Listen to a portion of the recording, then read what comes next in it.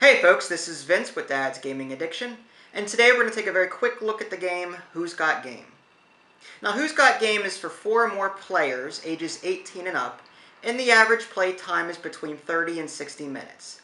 In this game, players will be competing against one another, trying to perform the actions and complete the goals listed on script cards in order to earn the most points.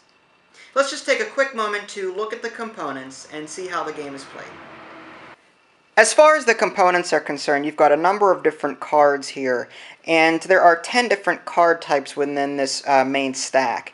The reason I have this separated out is because I mentioned earlier that this game was for ages 18 and up. Well, I went through all of the cards just to see which ones were kid-friendly and which ones weren't. These cards over here on the left I've deemed to be kid-friendly. These over here on the right I've deemed to be adult-only. So you can play this with your kids if you'd like, but you'll need to go through the cards ahead of time and pick out the more raunchier ones. Over here, you've got a scorecard, you've got a sand timer, and you've also got a notepad and some pencils here. These will be given to players at the beginning of the game. Setting up the game is pretty easy. Each player will receive a notepad and a pencil, as explained earlier, and one player will also be designated as the scorekeeper. Now, another thing that's worth mentioning is that each player will need to pair off with another player or partner.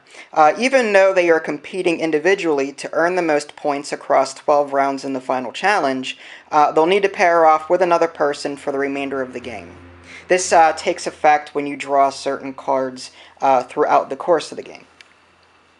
Speaking of cards, you've got 10 different types, and they all act a little bit differently. You've got cold reading cards, you've got storytelling cards, which basically tasks the person reading it to act out something without speaking, and the other players have to try and guess what the situation is, sort of like charades. Keno is more of a physical challenge kind of thing. Neg allows the leader to subtract points from other players. So you've got a whole slew of different things going on here. Some cards task the leader with doing something. Some cards task the leader's partner with doing something, and some cards actually involve the other players. So there's definitely a lot of different ways for players to interact in this game. Now, on a player's turn, they'll become the leader, and the leader will go ahead and draw a card from the available stack and read off the card and follow its instructions. And like I said before, each card is different, so you'll have to pay attention to who the card involves and who would earn points for completing it. And after the card round is over, after players do whatever it is they need to do for that card, the scorekeeper will go ahead and keep track of who earned points, and so on and so forth. And this will take place over 12 rounds until finally players come to the final challenge. The final challenge is pretty easy. All that entails is that the sand timer will be flipped over, and each player will need to hurry up and write down something that each player said throughout the course of the game. And for each accurate statement, that player would earn 1 point. So what they'll do is after that final challenge is over, each player will add up the number of points they have, include the points they earned in the final challenge, and whoever has the most points at the end of the game wins. Now, before I cut this short, I just want to quickly go over 1 or 2 of the cards just to give you an idea as to how they look and operate. This DHV, for example, usually involves some sort of handwriting analysis. In this particular card, to win this handwriting analysis, the leader secretly writes down and guesses the name of the most analytical player.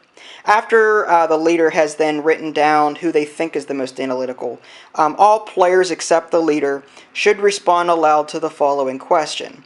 If you could use any color pen to write with, what color would you choose? Choose from either black, blue, brown, green, or red. And the player who said green is the most analytical player. If the leader guessed right from step 1 up here, then both the leader and the player get 4 points each.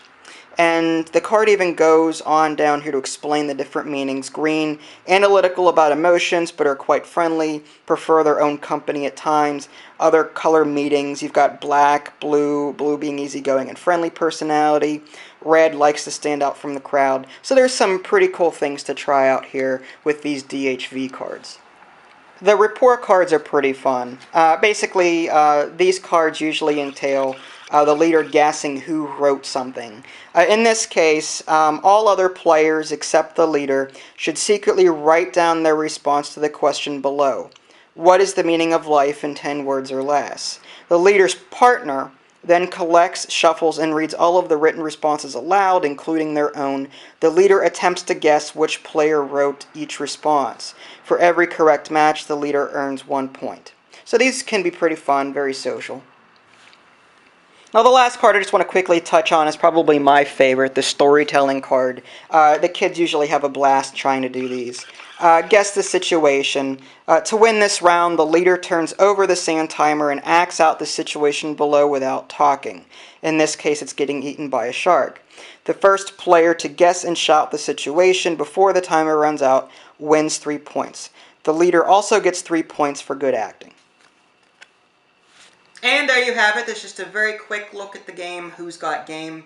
Nothing fancy, but it should give you an idea as to how the game plays and how everything looks. You can check out my review at www.dadsgamingaddiction.com, or you can simply click on the link in the below description. That'll take you there as well. This is Vince. Thanks for watching, and I'll catch you next time.